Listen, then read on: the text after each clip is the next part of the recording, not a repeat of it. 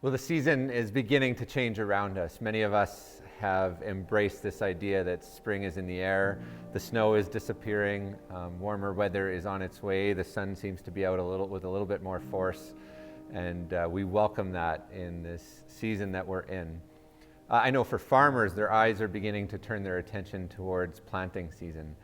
You know, there's a lot of agriculture here in Manitoba, and many farmers are beginning to watch their fields thaw out and set their eyes towards planting. And for many, that involves planting wheat.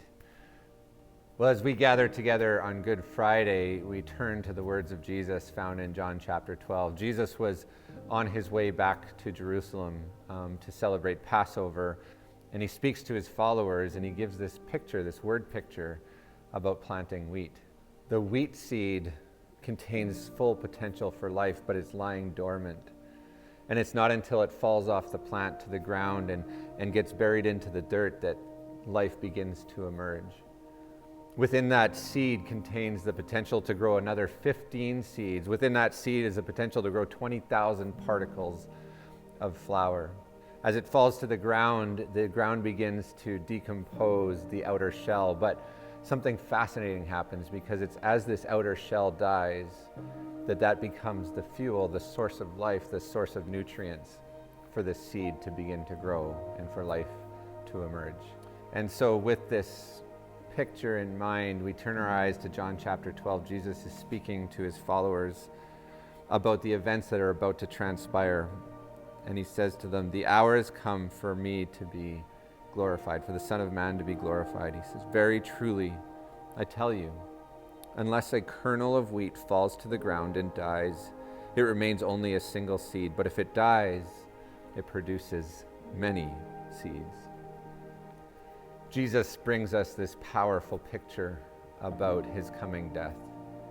And he says, like a grain of wheat, when it falls to the ground, there is death that happens. But in that death, life will emerge.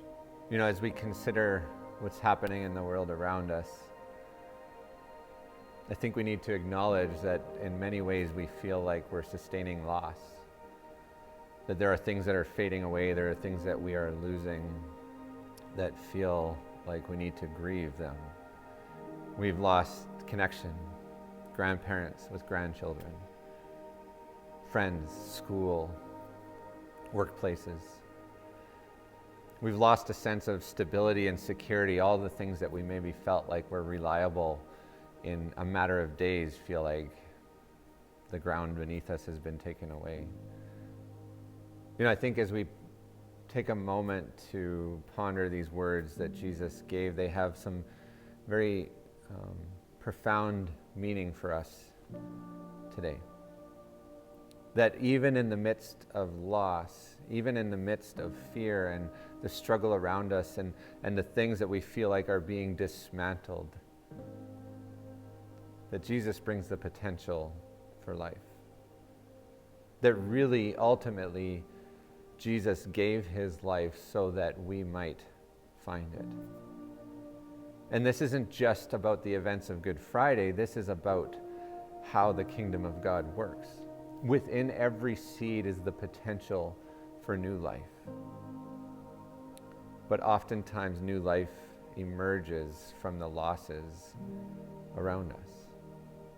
And here's what we can take hope in, that in these times where it feels the most painful or like the most struggle or loss, that in these times where the process feels almost invisible, or that in these times where it feels like our faith is not enough, that we can take heart because God is doing something in the dirt.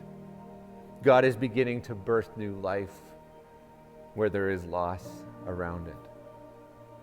We may not be able to see it clearly right now, but the truth remains that God can breathe life where it feels like life has been lost.